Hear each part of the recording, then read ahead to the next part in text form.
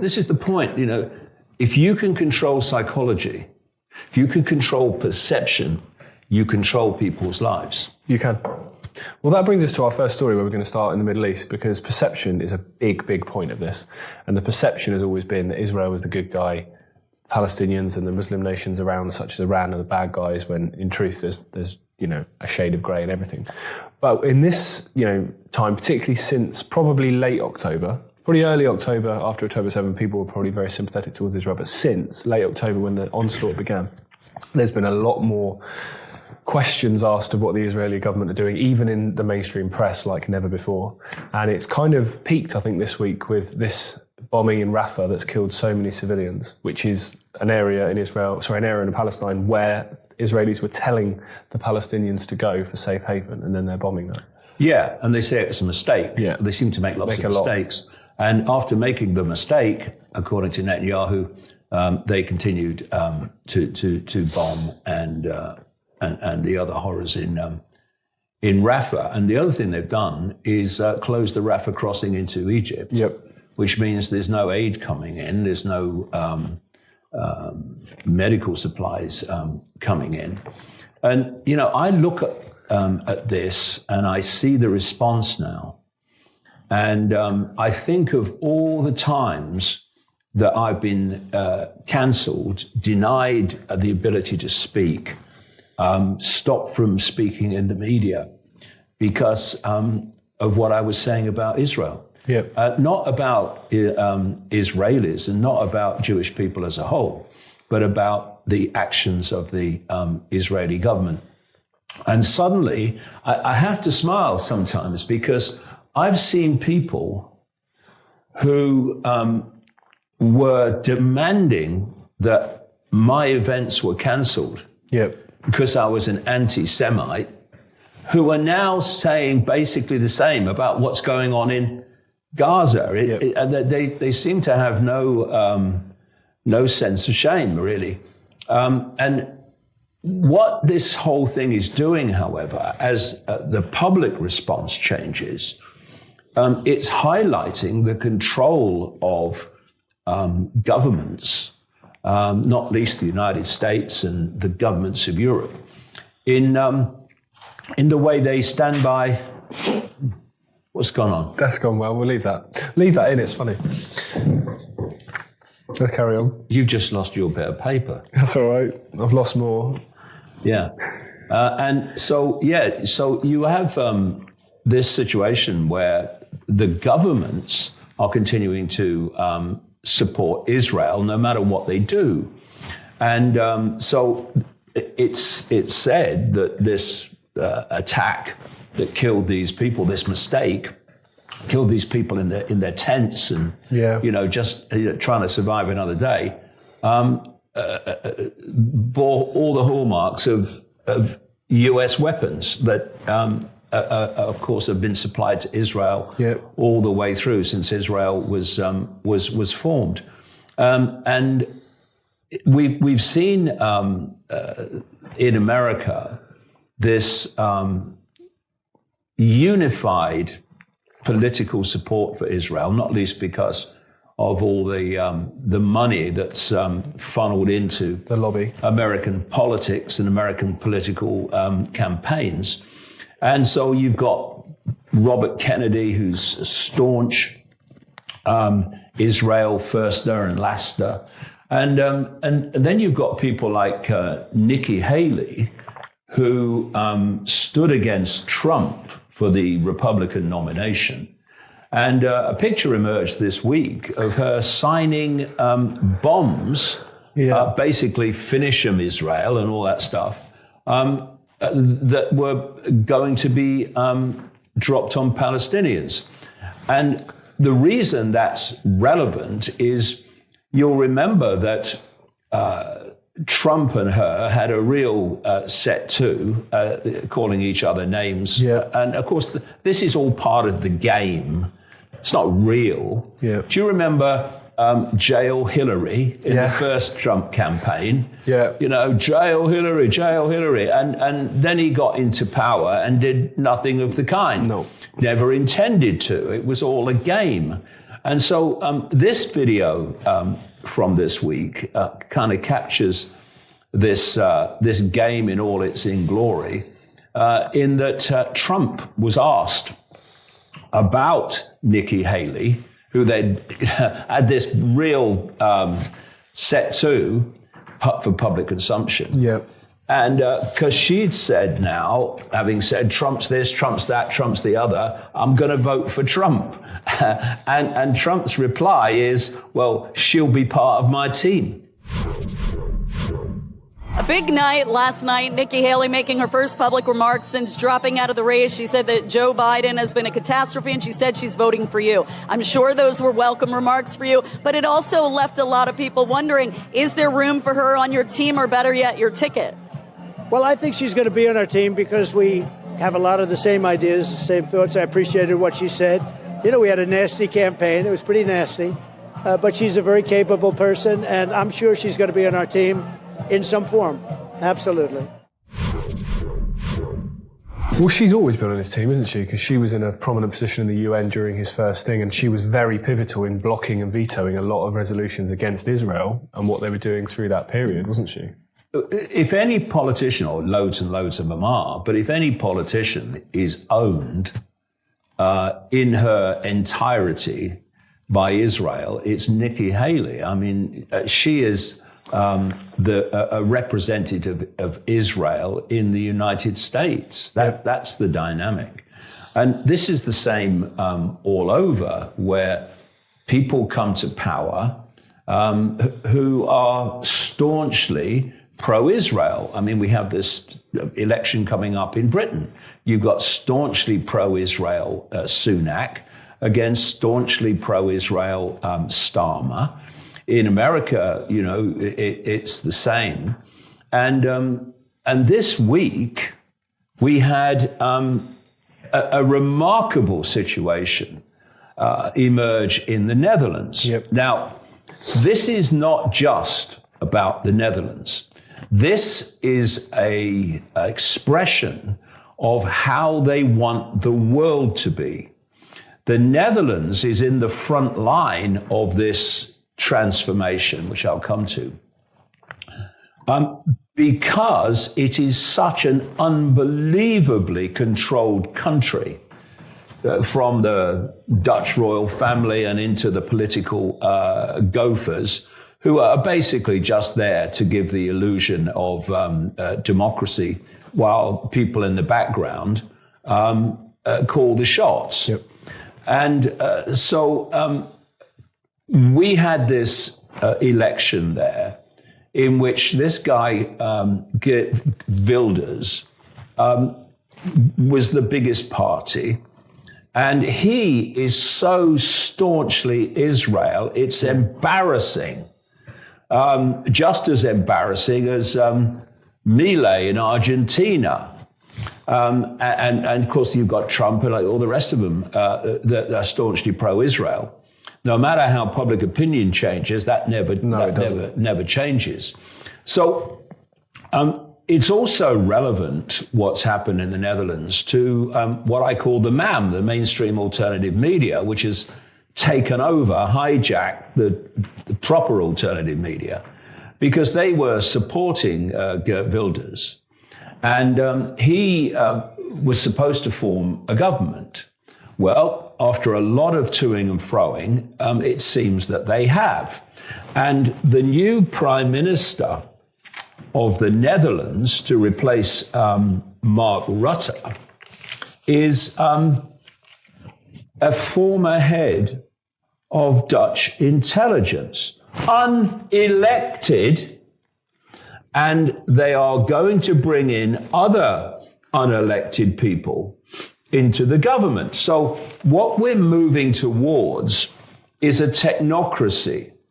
I mean, I've been writing in the books since way back that the plan was eventually to replace politicians, elected politicians, useless as they are, with appointed bureaucrats, technocrats, so-called medical experts, and so on.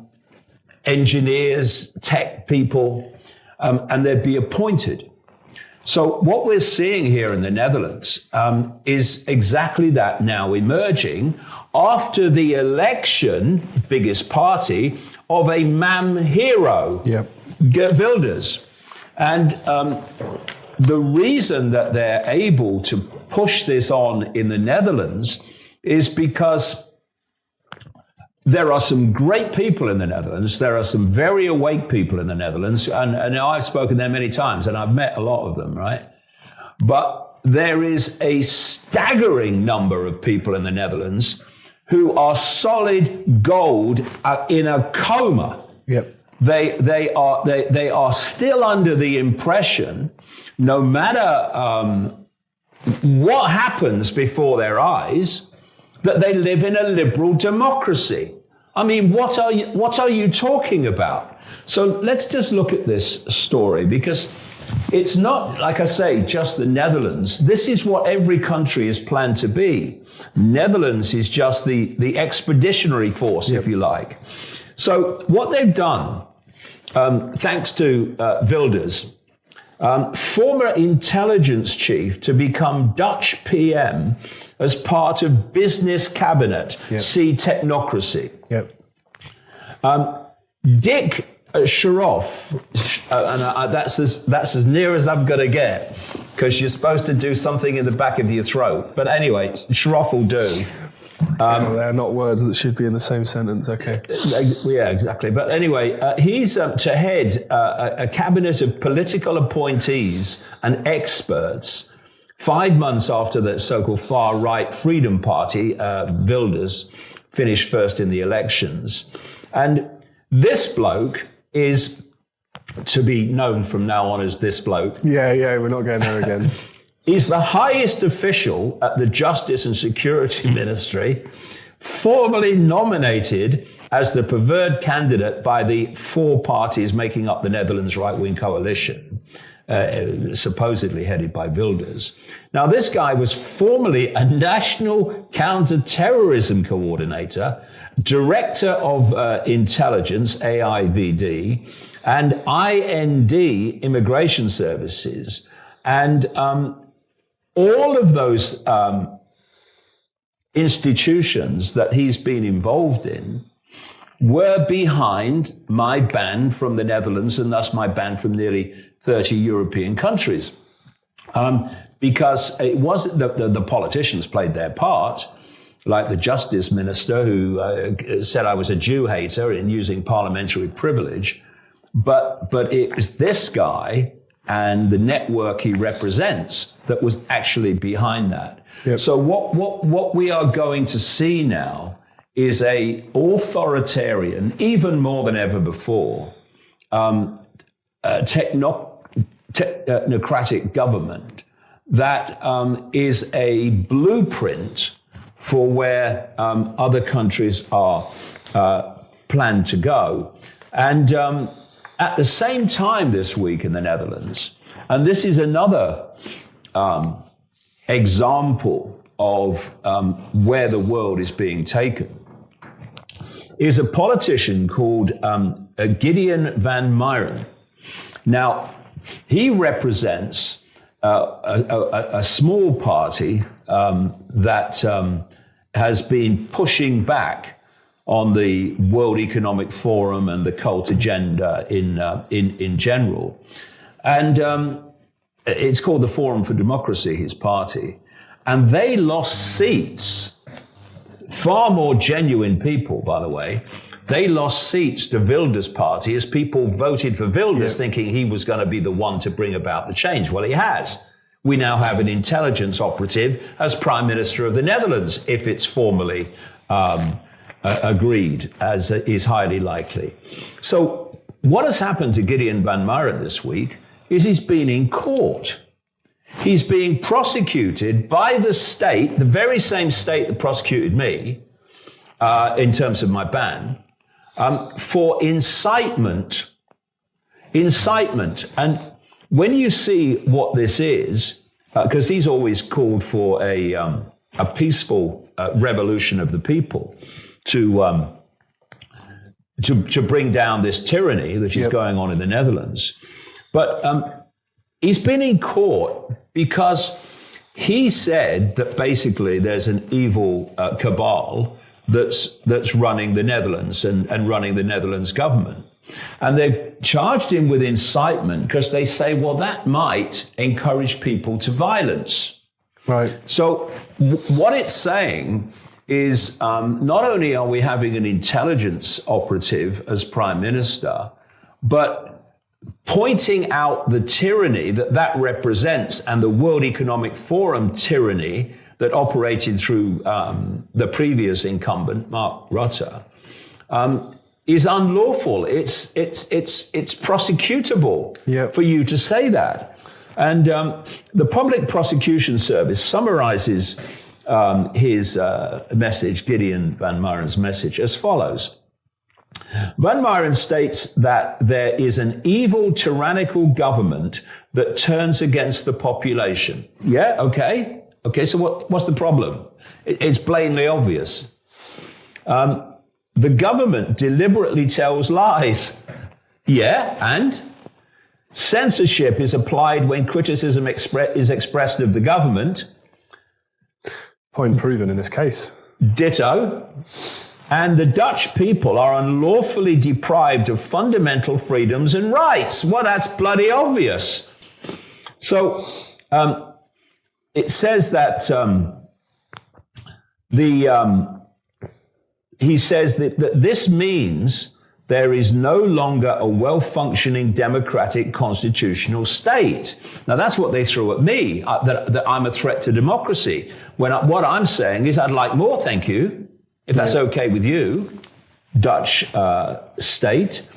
And that the citizen, the Dutch people, either has the right, even the moral obligation to revolt and resist this tyrannical government. So that's what the guy is saying. And he's being prosecuted for it because they're saying that's an incitement or could be construed as an incitement to violence. So here in the Netherlands, you have this situation now in the same week where an intelligence operative is named as prime minister, and people that are pushing back on that blatant tyranny are subject to prosecution. Now, staggering as it may seem, there will still be large numbers of people in the Netherlands who still believe they are in a liberal democracy. It's extraordinary. But that's why they've chosen to push the Netherlands on, because they've got the best chance, because of that mentality, of getting away with it. Yeah, I mean, they went at the farmers there first as well. They set the precedent there, which then followed. And they've done the same here, haven't they? You'd think after a few examples, Milei being one, this guy now being one, that Trump being another, that the people that are worshipping these heroes thinking they're going to come in and save the day would have learned the lesson where actually we've been burned a few times. Maybe let's not put somebody forward as the saviour because they're only going to let us down. But they keep falling for it. Well, we've got to come a bit more to Trump later on, but he's involved at the moment in this court case. As we speak, we don't know what the outcome is. The jury is out considering its verdict as we speak. But when you see the support for Trump in 2016, then you see basically not much changed. And most of what he said didn't happen. He was taking credit for the rollout of the jab that's caused all this and still is health, death, and health devastation. And now you would think it was 2016 again, or even more than that. It's even more extreme, the support for him. And it's because of this demand for a savior, this need for a savior. And they look around and they think he's the only one that's going to do it. This is why Musk gets the support he does. And interestingly, the Wall Street Journal reported this week that they're in talks on the phone, Trump and Musk, several times a month, and that Trump, should he win the election, may well appoint Musk to some advisory capacity. And it's really important for people not to fall for all these diversions that are being put before them, because politics is going to change nothing. We are going to change it, or it ain't going to change. Yeah, politics has had its opportunity and it's never changed anything. As we've seen, we've only ever been let down. Well, that's it for the free version of the show. So if you're watching with us on Twitter or davidart.com, that's it for tonight. If you want to see the rest of the show, head over to iconic.com, where we're going to be discussing a lot more issues of the week. We'll see you there.